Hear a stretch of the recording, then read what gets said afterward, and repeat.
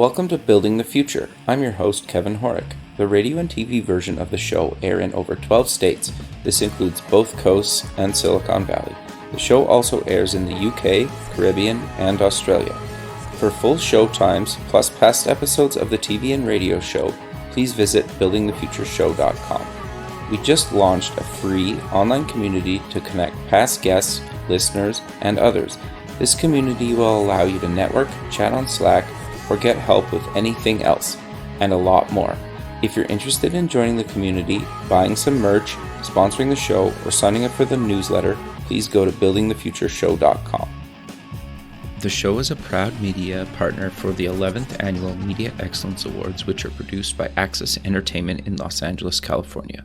The Media Excellence Awards are recognized as the most influential awards show honoring innovation and leadership in all things mobile entertainment, lifestyle, and technology. For more information on how to submit to these awards, please visit mediaxawards.com. Welcome back to the show. Today we have Chad Gabriel. He's the Sherpa of Purpose. Chad, welcome to the show. Hey, Kevin. How are you, man?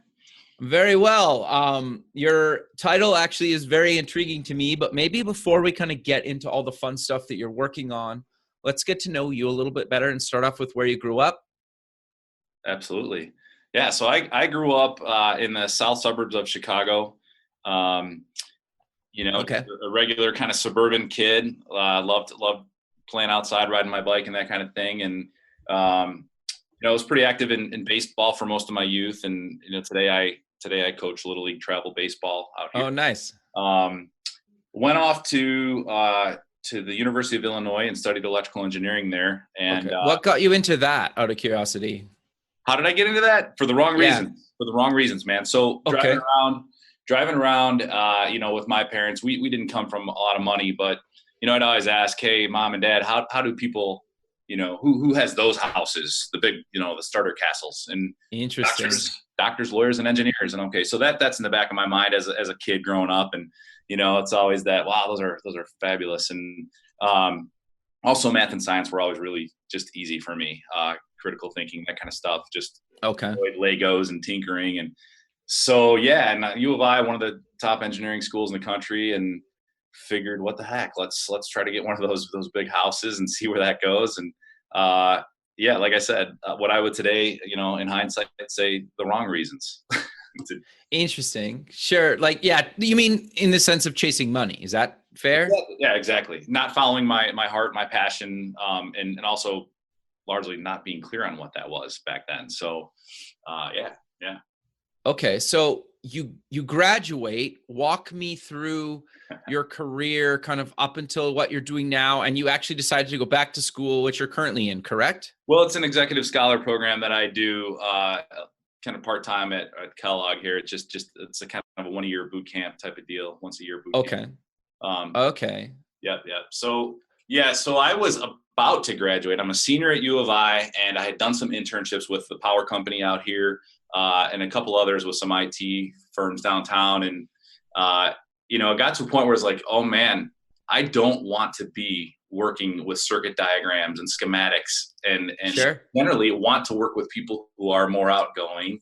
And I also want to use more of my kind of artistic creativity, just whether it's graphics design or music, whatever way I would express artistically seemed limited in that career path. So I'm freaking out now. I'm 4 years into college at U of I, the hardest 4 years of my life. And talked to my guidance counselor, and he's like, Chad, don't worry, man. He's like, you've taken a lot of computer science classes. I graduated in 2000. So okay. He's like, you've had a curriculum that's very similar to a computer science major or a computer engineer. And he's like, there's some options here. He's like, have you thought about web design and web development consulting? Because I could weave in, the creative side with kind of the systems design side. And right. One of the things that he said that really stuck with me is like, electricity, it's on or it's off. Programming, it's if or if not. I'm like, I didn't really appreciate that at the time, but it was so true. Very true, right? And yeah, very much so. Yeah, interesting. To be able to step back and say, I can still design and develop complex systems. They just don't involve wires necessarily. You're talking about front end, back end, database stuff, and sure. So I decided to do my senior design project for the U of I electrical engineering program for people to basically check out oscilloscopes and multimeters and whatever tools they need for the lab. And so that was my first venture into web development, application development. And I loved it. So yeah, I got hired out of school by March 1st, which was a US Web / Whitman Hart merger. And as a consultant. And at that time, again, a lot of kind of volatility in the market, lots of money, lots of people growing quick companies. And so March 1st, 6 months after I started, went bankrupt. And, oh, wow. There were checks that I had been written that wouldn't clear. I was engaged to be married. I was just starting my first mortgage payments on a townhouse that my wife, or my soon-to-be wife, were having built, and my first round of car payments. So I'm freaking out, right? And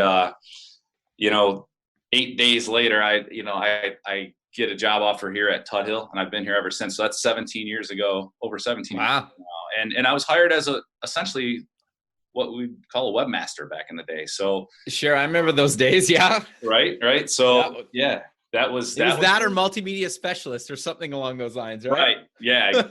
Exactly. So that was my kind of venture through school into IT, right? Okay. And then about 10 years into my IT career here, I'd advanced into kind of a team lead, a manager, and then a director of application development. And I really got to a point where I felt a little empty. I wanted more fulfillment in my career. And so I talked to Jay Tuthill, who I was reporting to at the time, and Tom Kermazzi, who's my boss now. And I said, look, I really love to have more fulfillment in life. And I do want to run my own business one day, whether it's my own or one of Tuthill's. And sure. Within 2 weeks' time, basically they're like, we have to get you out of IT and into corporate development. And we want to start a branding role. I've done leadership facilitation and stuff. And so our brand is centered around our people. So that was one logical reason to take an IT guy and put him into branding. The other one is just that the connection to web design and development and search engine optimization, just stuff that an IT person does that relates to branding, and also the graphics stuff that I was doing, and I was kind of doing print stuff for the company as well. So there were reasons that it made sense, and so that role I was in to help kind of balance Tuthill's brand with our product brands and to really tell our story. And sure. We had, I'm starting to get into that place where maybe it's not so much about me and my career, but about our purpose at Tuthill and stuff. So I'll stop there for now and let you take this where you want to next, man. No, sure. So for people that haven't heard of Tuthill, maybe let's give a bit of an intro of the company, and kind of what you guys do, and then we'll dive deeper into kind of what you do there and what you're currently doing. Okay, perfect. Tuthill is an industrial manufacturing company that is privately owned by the Tuthills. The company started in 1892, so we celebrated our 125th anniversary last year. That's really cool. It is, yeah. 4th generation, family owned. 5th generation is now in the family, and he's the president of one of our lines of business. An amazingly authentic family who cares so deeply about people. And so Tuthill, used to be a brick manufacturer. We had quarries of clay, and we had these horses that would haul the clay out of the quarry. And there was a time when these horses would not be able to handle the haul from the heat. They would drop dead of heat exhaustion. And so Jay Tuthill's great grandfather bought a patent for a steam powered truck to help these horses haul the clay out of the quarries. And so you'll read in some of our literature, that was how we've been saving the lives of our employees, or caring about our employees, our 4-legged ones, for over 125 years. And so anyway, you don't see a lot of steam powered trucks riding around on the streets these days. Sure. But inside of that truck was a lubrication pump that I'm not sure how this happened, but it became kind of the bread and butter pump product out of the Tuthill Pump Company. And today we still make it. It's called the L series pump, L for lubrication. And it's used in things like, clean energy wind turbines to lubricate gearboxes. So it's crazy. A product that long ago is still something we make today. That's great though. Yeah. It's cool to connect where we're at today to where we, and the whole notion of our culture, which I'll get to in a little bit with you here, but sure, we've been a company about heart right from the start, and that'll make more sense in a little bit. But today we also make vacuum and blower systems. We make fuel transfer pumps. There's a red one that you might see driving around on the back of a pickup truck that transfers fuel into tractors. Those are heavily agriculture, construction type of markets. But in general, Tuthill's markets, we call them foundational markets. They're the ones that grow with the human population. You've got medical, food and beverage, agriculture, construction, water, wastewater treatment. Those are the markets that Tuthill serves. Got you. Okay. So I introduced you as a Sherpa of Purpose. What exactly is that, and how did you get that title? Yeah. I'm smiling over here. So that's great. It's brand new. So new title as of yesterday, but it's been a long time in the making. When I stepped into this role of branding back in 2011, Jay Tuthill and Tom asked me to help bring what at the time was our vision, mission, values, and brand statement to traction. Like, how do we make this real? And one of our bullets in there was, to have a seismic impact on our world.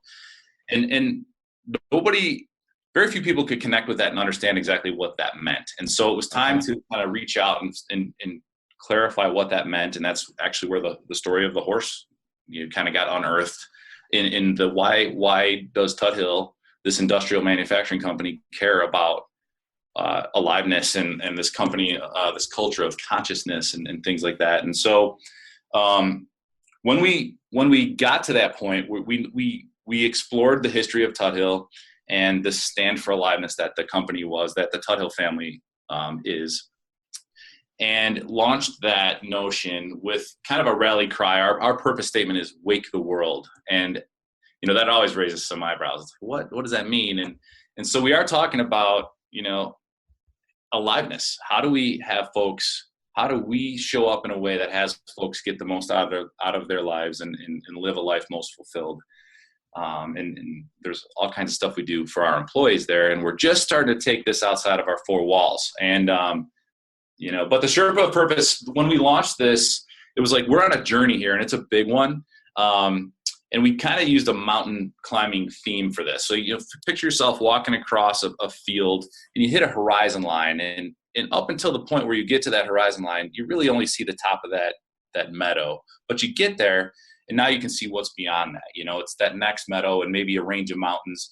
Well, that's how we've described our journey, just so people can kind of visualize it. And right now we are past that first horizon line. We described that moment in time when we discovered our purpose as a company, which was to wake the world. And now we're kind of even through that next meadow and right at the foot of the mountains. And we're talking about how do we get from what we're doing inside Tuthill to 7.6 billion people in the world and bring aliveness out there.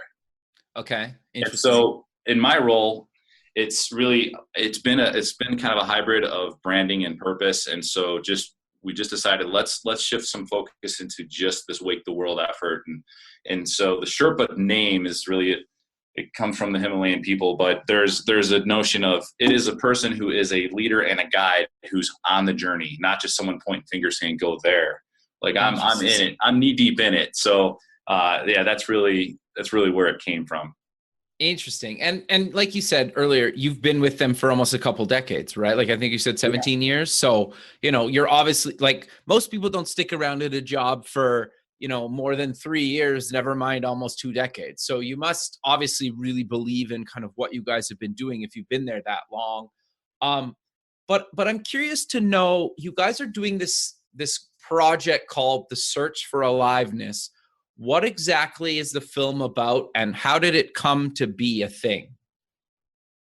Yeah, The Search for Aliveness it's a docu-series that we're working on, and what it is about is it's about us discovering a recipe for folks to try to feel more alive, and that's at the highest level, what it's about. And what we want to do, let me back up. Where it came from is every year, in kind of our goal setting process, we call it policy deployment here. We brainstorm and come up with ideas that'll help us achieve our goals as a business. And we always look for what are the ones that are most impactful. And so from 2015 through the beginning of 17, most of our efforts on my team have been about let's communicate and share what our purpose is and how we want to tell our story, the websites and kind of those mechanical types of things, the brochures, speaking engagements. And it's been internally focused. And so now I was like, gosh, how do we take this outside of our four walls? What do we want to do first? And it was important for us to say, we really want to explore this notion of aliveness, because here we've declared it's our purpose, but we're by no means scientific experts on aliveness, right? We're not great philosophers on aliveness, but we're certainly curious about it. And we believe in the power of, what happens in an individual when they're themselves, when they go after what they want, and when they do it with other people. And so the documentary is an idea that actually came from one of the guys that I work with here. He's done some other documentary work, and he's like, I think we could pull this off. And we got some strong buy-in from Tom and the leadership team here. So we're running with it, and we've just started really. And the idea is to get perspectives of a lot of different people, regular people who wouldn't be considered experts in an area, but just like, because you and I mean, there are things you and I do to feel alive, right? Sure. And, that's one of those questions, like, what would you say you do to feel alive? That's interesting. It used to be play music. Lately, I think partly is just like, I have a couple young kids. I think just spending time with them is really kind of been more fulfilling, I think, than a lot of things in the past. Mm-hmm. I also think partly doing the show, right? Because just being able to talk with people like yourself that are basically putting themselves out there, right? And kind of being vulnerable and having real conversations about what they're up to, right? And kind of just being real about their kind of ups and downs, the good and bad, the kind of struggles of some of this stuff, because and we'll get into this more later, but the kind of social media side of like everybody posts like a highlight reel of their life where there's people that spend hours planning their like Instagram photos, or their 3 or 4 of them, to make themselves look like they have this perfect life, right? And people buy into that or get depressed because like they don't have this perfect life that some of the people they follow on Instagram have, right? But we all have problems, no matter how kind of rich, poor, or what part of the world you in, right? And so for me, I think just kind of discovering that and really realizing that makes me feel kind of more alive. I know it's kind of a long answer to your question, but it's great stuff, man. I mean, I'm hearing elements of aliveness, and I'll go there in a little bit, but you talk about connection with your family. You talk about purpose and sending a big message through your podcast, and then music might tie to something like energy or just being present and in the moment. There are facets of aliveness that we'll go out and explore with regular people and ultimately thought leaders. So if there are any like thought leaders that you're like, I am absolutely a thought leader, and I absolutely deal with aliveness. I teach people about it. I know about it. Thinking about people who really know about oxytocin, kind of the physiological side of aliveness, or the neurological side, or even just like the wellness side. Yoga instructors, meditation experts. These are people that, we want to connect with and get their perspective, so that ultimately we can blend that with just kind of the everyday person's view of what that is, and craft a recipe that people, when watching the docu-series, can say, I want to try that. That works for others. I've always wanted to try that, but I haven't. And then hopefully find some stuff that's just way out in left field. Like we never thought of that, and some of the things. Yeah. So it's not meant to be like establishing us as kind of quantitative experts in aliveness. That's absolutely the opposite. It's more very heart-based, qualitative. Let's just get the human perspective on this term and get it out there, because it is a choice. It's something that I think we all have the ability to add in our lives, this notion of aliveness. I think about our parents, and even you as a young parent, like, I've got a couple kids too, and our parents teach us how to walk and talk, right? Yeah. Our teachers teach us about math and science and a bunch of other topics, reading and writing. Our coaches teach us how to be good athletes, how to be competitive, how to be good teammates. But who in the world teaches us how to get the most out of life, how to feel alive? And as I think about that, I do believe it's a very unique journey. It's up to each and every one of us to teach ourselves how to feel alive. And Interesting. And given all of the distractions that we are in front of every single day, I mean, how many screens are like facing you right now? Oh, you don't even want to know. I do. There's six. There's six looking at me right now. I'm not kidding you. So, and you know, here I hear things like multitasking is a myth. I mean, just the idea of overwhelming amounts of information flowing at us. When do we slow down enough to think about this kind of stuff? And this docu-series is truly meant to, in this crazy chaotic, you know, state of technology, this time that we're in, it's easy to become disconnected from other human beings, and it's easy to be distracted. So let's slow down and just think about it, because we've got this one life to live. What do we mess around with here? Let's think about it. And that's what's at the core of this exploration, this docu-series. Interesting. So you're basically just trying to get people to think about kind of how they want to live their life, try to find some kind of, it sounds, aliveness to me is partly like happiness. I think they're kind of tied together. Would you agree with that? Oh, I'm so glad you went there. So yes, now aliveness is tied to happiness, but that's a very small fraction of it. In fact, so when we talk about aliveness, there are 5 pillars that we're going to go and explore. And the questions that I'll ask these people that we're lucky enough to sit down with for the interview process, they will be around these 5 facets. So one of them is connection, whether that's other human beings or with nature or even like spiritual, right? We want to explore that. One of them is energy. So that is really about, do I have the energy required to do what I want in life? And that there's a lot of wellness component in the energy one. So that's 2. The third one is being present and engaged. And so that's, am I in the moment, or am I worried about what's behind me, or scared about where I'm headed? Or am I just right now, I'm present, I'm in the moment, and I'm reflecting on how I'm feeling, you know, and that. So the fourth one is purpose. How clear am I about what it is that I want in my life? Have I slowed down to think about it? Have I named it, you know? And am I part of, you know, an organization that has a purpose or not? And does that align? Am I selling out on myself? Sure. And then the last one, which you touched on, so happiness, right? We look at the 5th category as, it's an acronym called SASHAY, which you may or may not have heard of, but SASHAY, no. It's at a high level, an acronym for the full range of human emotions. So SASHET, sad, angry, scared, happy, excited, tender. And interesting. So happy, yes, is a part of aliveness, but as you look at it from the perspective that we are, it's a small portion. I mean, a real life story for me when I think about aliveness, which embodies all of those emotions, including sad, angry, scared, which are ones that lead to addiction. People try to numb that part of their lives, what they're seeing in those emotions. And that's alcoholism, drug addiction, you name it. I mean, that's what people don't like feeling. They're still, as humans, we get to feel all that stuff, and that's great.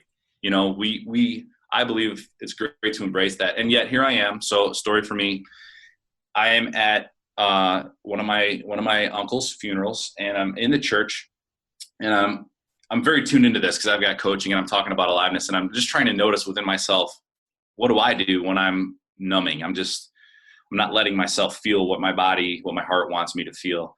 And so, I mean, we've all been there, at a funeral or at a wake, all of a sudden a wave of sadness overtakes me, and I am fighting, you know, as hard as I can not to cry. You know, it's like the atoms clenching up. I'm like, oh gosh, you know, and, you know, just trying to put on I don't know about happy face, and like, what's behind that? Why do we do that? What is wrong with crying? What is wrong with being vulnerable? Isn't that, you know, something that like I want to teach my kids that that's a-okay. Don't be afraid of how you look in front of other people. And so there's so much depth in this conversation, and it's so fun to break it down into the smaller pieces and explore that. Like, and that's interesting.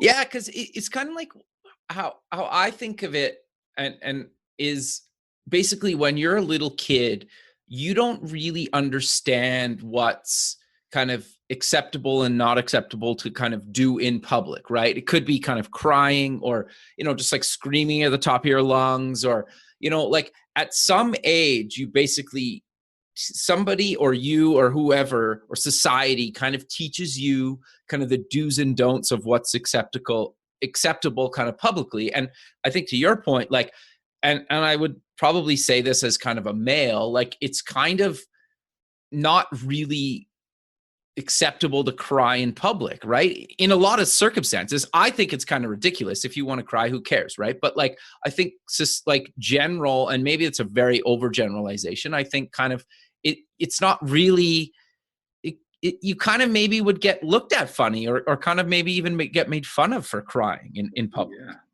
maybe. Like, which is crazy, right? Well, yeah. What's with that? Where did that come from? Why like, who cares? Why does that perpetuate? Yeah. I believe that it's because we're not thinking about it.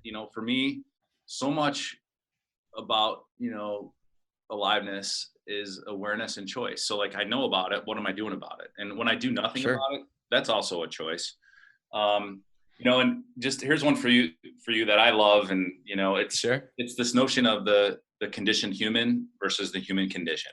And okay, I think that's what you're speaking to. It's like, gosh, there are just some things like, how in the world did it ever become quote unquote wrong to cry in public? Or, they're just examples of things that we've put in a box and left there in this world. Yep. And why not dig them out and re-explore them and see if that's really what we want today.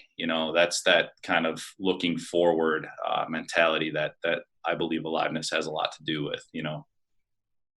Interesting. So before we kind of dive a little bit deeper into what you guys are doing, why does Tuthill care about doing a project like this? Because obviously, I can see how they tie to what you guys are doing kind of from a corporate side of things, but it's very much a bit kind of away from kind of obviously your traditional kind of business model. So why would they want to actually do a project like this? Yeah, man, great question. And so we've got this document, we call it our compass. It's a pretty progressive vision, mission, values, brand document that really guides us on our way. It's at this every conversation, all our goal setting. And when we talk about projects like this, so we've got this notion of we're an ingenious company, and that company exists to support flourishing families and spirited communities. And so talking to our employees who are, 600 extremely hardworking, dedicated employees of Tuthill that are, all over the United States, a little bit in China, a little bit in the UK.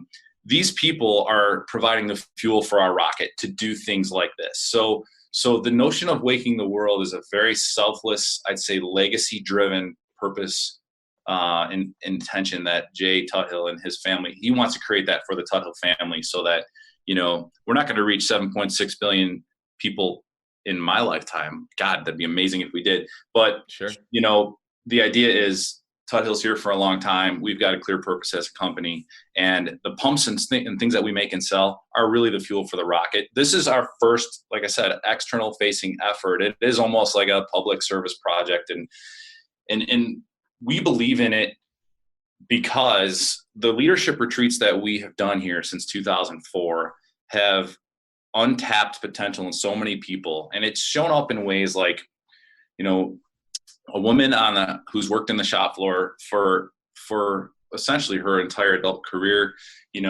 people in communities that are employed by factories often work in the factories, A, because mom and dad work there, B, because that's, it's close to home and it's a good paycheck, or there's a number of reasons, but they often sometimes just like level out there. That's the pinnacle of my career. I've made it. That's what I'm going to do to make a living. It's what I know. And breathing a little bit of this purpose and aliveness into these people's lives where they otherwise wouldn't be looking for it. We call that, creating space for hearts to thrive. They then get to see, holy cow, I do get to make choices that shape my life and where I go. I'm not just being pushed along by the river. I get to surf this sucker, and so this one woman on the shop floor, again, she went through our retreats and decided she wanted to kind of stretch herself a little further and had always had interest in being in the Air Force. So she took a test to, I think, be a mechanic in the Air Force, and did really well on it. And they said, you could be a lot more than a mechanic. And so her career advanced. She left the shop floor, went into customer service, and then ultimately she left, and she's in the Air Force Reserves now. So interesting. It's really cool to see, we'll hear stories about, you saved my marriage. And it's not us who saved our marriage. They saved their marriage, but their awareness of how to approach the situation might have done that. We've also had stories of, what you taught me helped me to decide to get out of my marriage because I wasn't happy, or to spend more time with my family, or to leave Tuthill. Like, we've had people leave Tuthill because of the clarity they've obtained by slowing down and thinking about what they want and the choices available to them. And so that's really cool stuff. And again, taking that and the awareness that exists around Aliveness out into the forward world, we want to see what becomes possible there. We don't know what kind of partnerships are going to come knocking on our door. Not like, transactional partnerships, like who's out there that might be able to help us do this, and what are we doing, and there's still some questions we have to answer, but the idea is we're much more than a for-profit company. We believe we can have an impact much greater than making pumps and, making money. No, I think that's actually quite fascinating. And you brought up something that I think not a lot of companies care about, is like, they're always so focused on kind of trying to keep their people, at kind of no matter what cost, and if that person's even miserable. But what you kind of mentioned is actually something that's kind of fascinated me lately, is like, if your company helps somebody either find something new within the company and they keep working for the company, or if they find something in themselves and they kind of move on, they will always remember what your company did for them in their life. And yeah, they might come back at some point and work for you, but they will recommend their friends and family and others, probably for the rest of their life, to come work for you guys, because of the positive experience they had kind of working for you, and even kind of, letting themselves kind of walk away from your company, right? And I think a lot more companies need to think about it like that, because it's kind of crazy to think that you're going to start a company and nobody's ever going to leave, right? Like, in the history of kind of, since business was a thing, basically somebody's left a company at some point for some reason, good, bad, or other. Like, so I think just kind of adopting that and kind of accepting that, like you guys have, is actually really innovative in itself. It is. It's, the whole idea of work-life balance is something that we'll talk about occasionally here. It's like, what, work is part of life. Why separate them? And if we find overlap between what an individual's purpose is and what it is that they want is important to them, and what they might be doing, at work, that's even better, because now there's alignment and more motivation, more purpose. And but that's where it starts with each one of us, though. Like, so Tuthill's not going to be here and like say that's your purpose. It's an exploration, and a challenge to get clear on what it is that I want. How often have you sat down and be like, what do I want? And answer that. Yeah, it's pretty rare, right? I think a lot of people don't do it very often, if ever. Right. And then take it a step further. Why do I want that? Yeah, exactly. Yeah, interesting. So what types of people are you looking for to actually have in the project?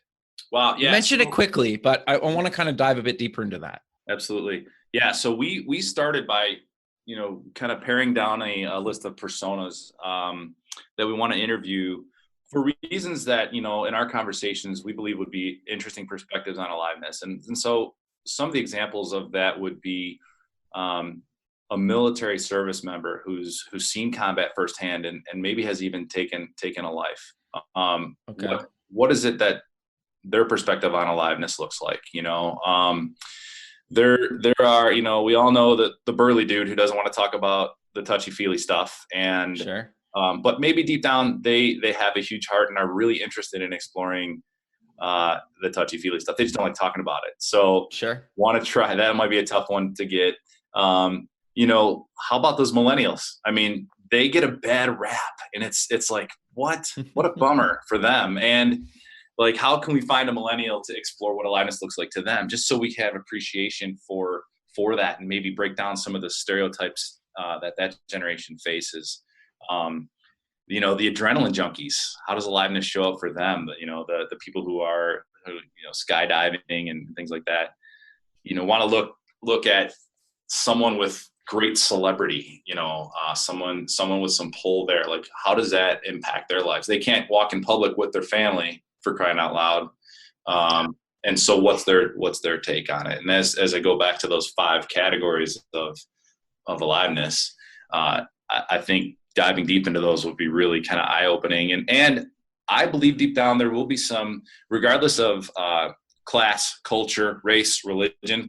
I just want to see, like, is there a set of universal things? It just doesn't matter. These are the things people do to feel alive. And that's where we kind of start to get to that. What's the recipe we're going to craft and share at the end of this exploration? But yeah, interesting. Yeah, we have this list. It's on the searchforaliveness.com under casting call. And we're looking for people that want to apply to be interviewed, and we'll come to you. We'll come talk with you.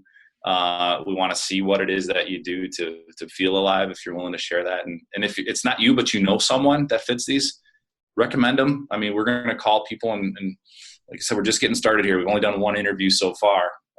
Okay. And it was with someone that lives in extreme poverty in Mexico. We went down there and talked to her to get her story. So really, really cool. Okay. And then the thought. So you're looking for people globally. Is that fair to say? Absolutely. Interesting. And you'll fly anywhere. Yeah, man, within reason, we can get there. Sure. And no, that's really great. That's why I think just coordinating all this and finding the people in itself is quite a challenge, right? Yeah. That are willing to kind of talk about it.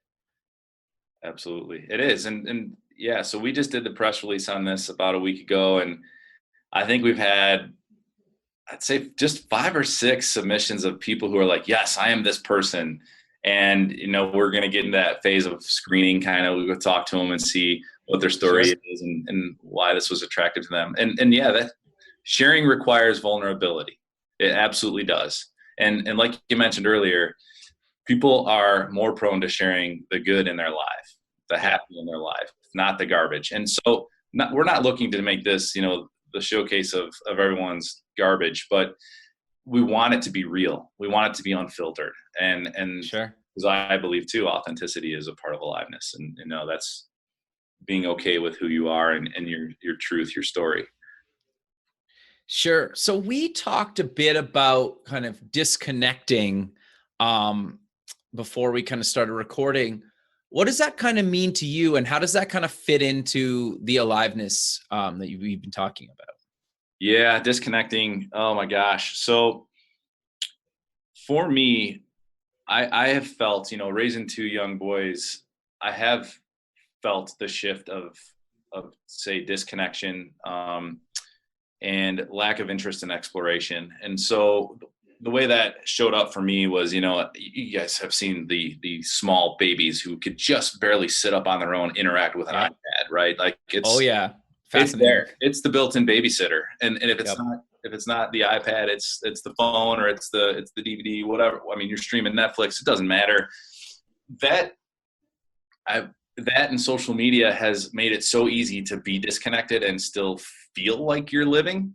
Like you get some of the dopamine stuff that you get from, seeing, being part of a game and a winning team, or there's just so many, as IRL, right, in real life experiences that I think are taking a backseat to the digital ones. And again, I'm a guy, I love digital, I love technology, and I'm aware that this being always connected might be actually, changing, de-evolutionizing us as humans. Interesting. I don't know where that's going to go. I'm not the scientist, but holy smokes, man. Short-term memory. We don't need it. We don't need to remember anything because it's always there. It's on our phone. How often do people say, I don't know anymore? Yeah. No, fair. So I'm curious though to get your thoughts on what about the people that say or feel fulfilled about kind of living their entire life online. You know, there's even like Second Life was big a number of years ago. I don't know if it's still big, but where you literally live your entire life virtually. That would be a great perspective for us to explore. Like, so what facets of our aliveness, you know, kind of perspective, do they feel like they're getting fulfilled online? So say connection's one of those. They have a community that they're a part of. They might actually be experiencing the feelings of that, but what about the oxytocin side of it? What about the actual chemicals that are released in exchange between human beings when you're in close contact or you see some, you know? So that's a great area of curiosity for me. I'd love to explore that. I'd love to. Sure. And I don't know what that perspective looks like because I haven't been immersed in that way with technology, you know? Sure. So how do you disconnect personally? Oh my gosh. So I go fishing where there's no signals. So no, that's great. Yeah, I mean, we go up to northwestern Illinois and fish, and you know, there's a cell phone tower up there that I don't have that carrier, and my signal stinks, and I love it. I go out there and I'm with my wife and my two boys, and we're floating around in the boat, and we're, you know, just catching some bass, and not a worry in the world, man. That's the easiest, most straightforward way for me to detach. And again, it's because I can't connect literally. Sure. Yeah. So yeah. That's been great. No, that's rare. It's rare to find somewhere that you can't get cell service that you can kind of just hang out at. Right. Yeah. So no, I think that's great. Yeah, for sure. Another way, I mean, just self-taught acoustic guitar. I'd say I stink, but it's something it doesn't matter, right? It doesn't matter at all. And I always wanted to kind of play around a bonfire, and I've got a big family. My mom's one of 12, and we do annual family reunions. And so a few years back, I put together like a 26 song set, little Tom Petty, a little, you know, Lumineers, whatever. And it took a ton of courage. But played some songs, sang along, and had the whole family going. And that's another, you know, that disconnect to learn a song, to hold an instrument. Technology enables that, right? But I'm having an in real life experience. You know, thank God for YouTube and all the different ways to learn guitar. Sure. But that feeling and the feeling and sense of achievement that comes with actually doing it versus seeing someone else do it or virtually doing it, I can't imagine that can be topped. It's a really good feeling. No, I 100% agree. I think everybody should have kind of a creative outlet. It doesn't matter if you're good or bad at it. If you can just kind of get some peace and just some kind of relaxation and you can kind of check out, I think it makes sense. And if you write songs and you never play them for anybody, but you can get some sort of kind of disconnection and you can kind of just mellow out a little bit, I think that makes a lot of sense, right? Yeah. And it's for each person to explore how they want that. I mean, for me, I love nature. Like, okay, it's great to get out there and to feel it, to smell the air, to hear the sounds, and that, you know, the senses that we have to this date can't fully be mimicked electronically. It's getting close, right? With VR. Yeah. But I mean, there's so much to go and explore out there in nature. And that's something I feel strongly about. I don't know, you know, what that is for others. But to slow down and think about what that is and realize when you find it, what becomes possible is a big deal. No, I 100% agree with you. I think it's actually quite fascinating. It's a lot, I think. Well, I'm 35, just so you have some context. Sure. So I'm like just a millennial. But the thing that I found is the stuff that you kind of think about that really matters to you in your teens or 20s may or may not matter to you in your kind of 30s, right? And it's one of those things that you almost, at least for me, you've kind of had to pick different things that have kind of disconnected you throughout your kind of your, as you get older. At least for me, I've kind of found that, right? And, you know, there's been times, like for me, I try to use like on the evenings and weekends, sometimes I just use like an older phone. Like I literally take the SIM card out of my phone, or I have a US and Canadian phone number, but like I'll use an older phone on the weekends that doesn't have all the email notifications and all the other kind of apps and stuff. And the phone's brutally slow. So like literally I just use it if I need to make a call or like get a text message, partly because that to me is like, I just get so many notifications in a day, but just being able to kind of disconnect from the digital world by just using a crappier phone really works for me. And then I find like I'm not checking it constantly when I'm like trying to play with the kids or something, right? Yeah, I was gonna say, what is it that has you want to disconnect or to have that crappier low tech phone? What is really behind that? Yeah, well, a lot of it's just, not being on it, right? Because I remember years ago when my daughter was quite young, it's like she was doing something. I can't remember exactly what she was doing, but like, do you like miss these moments because you're staring at the screen? Or if I go see like live music and you're recording or taking photos of the band, you're like literally watching the show through your phone. Well, then why wouldn't you just watch the band live on YouTube, right? Like stuff like that kind of got me thinking about it. It's like, just put your phone away and enjoy the experience. Maybe take a photo or two or shoot a quick video. Sure. Like, I'm not saying don't do that, but you can see like there'll be somebody in the crowd that's literally like on their phone or like shooting the whole concert, and you're just like, you're not even at the concert. Like you're physically at the concert, but mentally you're in your phone. So that's always kind of something that's kind of been fascinating me lately, is just kind of enjoying the moment, right? Absolutely, man. That's that present and engaged pillar of aliveness. It's in the moment, am I fully present? Why is it important for me to take a video or picture of it? Is it so I can remember it later? I get that. Or is it so everyone else can see how cool I am? Okay, that's not for me, that's for others. Sure. And just that whole, the being present piece. What does that feel like? And it's, again, if we don't capture it, it didn't happen, kind of, right? I forget the saying for it, but yeah. I know what you're talking about. Yeah. No, that's interesting. So we're kind of coming to the end of the show, but I want to kind of give a little bit more of a quick overview to kind of close out the show. Mhm. What exactly is the Search for Aliveness? How can people kind of get involved and get more information about what you guys are doing? Yeah. So the Search for Aliveness right now, it's we have 6 episodes planned for it, which will be that journey that is interviewing these people who are willing to share their perspectives on their lives and how they discover aliveness, how they feel fulfillment. And we want to take that, share it, see what kind of human truths exist in that, regardless of any of the social class, geography, religion, money, all that stuff, so that people can try some stuff out. And hopefully it causes a pause for people to think about it and to really live more intentionally, to choose every day to create what it is that they want.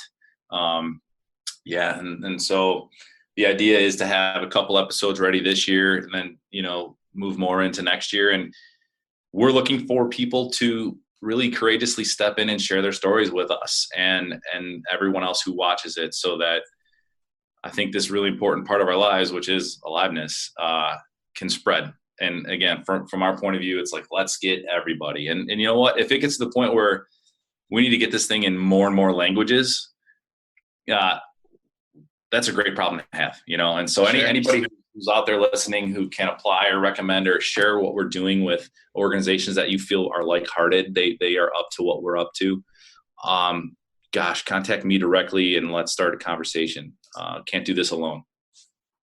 So how many do you plan? Like you mentioned 6, but like, is it kind of like going to be an ongoing project, or you're just going to shoot a bunch and kind of see what happens? Or have you thought about that far yet? Thought about it. And so there's a lot of learning. I've never done a documentary or a documentary. Okay. I just the whole notion of how to monetize something like this is new to me. And some of the folks that we're working with on the PR side are like, yeah, that's a possibility. Netflix could pick this up. Sure. We've got a lot to deliver before we get to that point. And yeah, if this continues to kind of fund itself as a project, and where we can explore deeper and deeper and reach more and more, that would be amazing. That would be amazing. And so, yeah, we've started with kind of a small, realistic goal. It's not really small, but something that we felt was realistic given our time frame here. And yeah, man, it'd be really cool to see this thing blow up.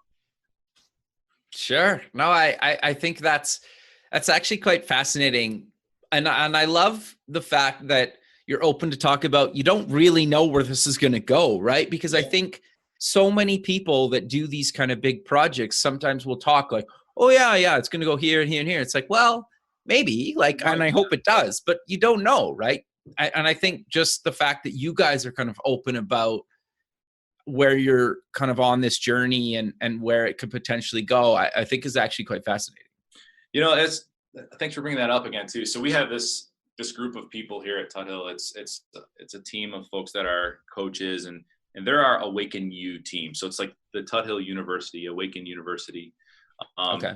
Yeah, the vision is that they'll open the doors to the public to teach and hold the retreats that we do internally within like the next 5 years. And so those folks, you know, so I'm on the brand team, right? And a lot of what we do is promote. And very intentionally, what we promote is authentic promotion, just like the story of our culture and why Tuthill cares about hearts and people. Like, that's not something we fabricated for storytelling. It's real. And as we presented this idea of the documentary to them, they requested, you know, and it was cool, don't go out and just pitch Aliveness as the best thing in the world. Please just be open to what you might learn as you explore it. And that actually led into the name. Like, it was going to be like the Aliveness Project, but we're like, you know what, this is a search. We're not out here with an agenda as experts. We truly want to go on behalf of people who care about life, getting the most out of it and aliveness. Let's go explore that on their behalf. This is a project we're privileged enough to have, you know, Tuthill sponsor for that reason. And I love that advice, because it does help me to say, you know, even though right now I'm talking to you about 5 pillars of aliveness, there might be 10. And, you know, how about numbness? Let's explore that and see what's going on. And, you know, and just, again, it's almost like a public service video, but with that open mind, it don't know where it's going to go. And I hope people love it and want more. No, I think it's great, man. But sadly, we're out of time. So let's close the show with mentioning where people can get more information about Tuthill, the project, and anything else you want to mention. Absolutely. So for Tuthill, you can go to, you know, www.tuthill.com to learn more about our culture and our story. Just click on the Our Story link. For the actual documentary, it's thesearchforaliveness.com.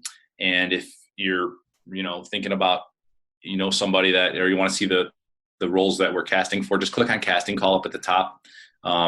Kevin, I don't know if you'll share my contact information, but feel free to do so along this podcast, so people can reach out to me. I'd love to talk with anyone who's interested or has ideas for us in this journey.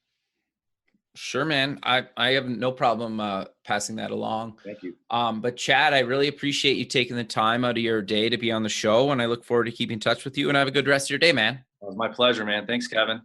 Thanks very much. Okay. Bye. Bye.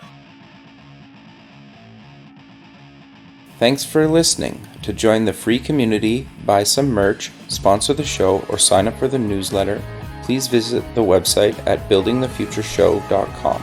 The music for the show is done by Electric Mantra. You can check him out at electricmantra.com, and keep building the future.